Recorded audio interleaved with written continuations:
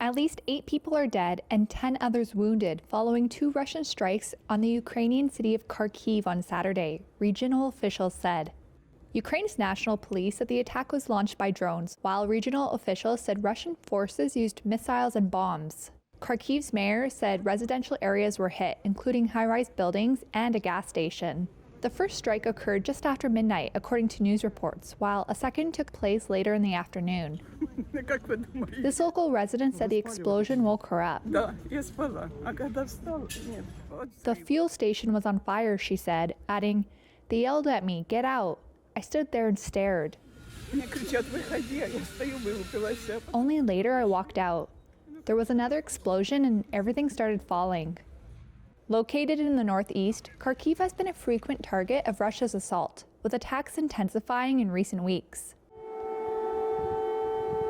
Air raid alerts could be heard across the capital Kyiv and remained in effect for Kharkiv and most of the country following the strikes.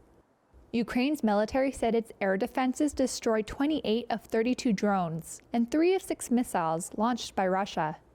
It follows deadly strikes on Friday in the southern city of Zaporizhzhia. Local officials said Russia fired 2 missiles, then 40 minutes later fired another 3 as first responders and journalists were on the scene. 2 journalists covering the aftermath of the strikes were among those wounded in the city, which is near the front line in the war with Russian forces. In the east, Ukrainian forces on Saturday said they are still in control of the town of Chasiv Yar.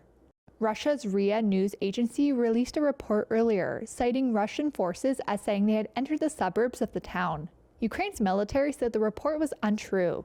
Russian forces are inching forward in eastern Ukraine after capturing Avdiivka in February. Kyiv's soldiers are trying to dig in, facing long-term shortages of artillery shells with U.S. aid stuck in Congress.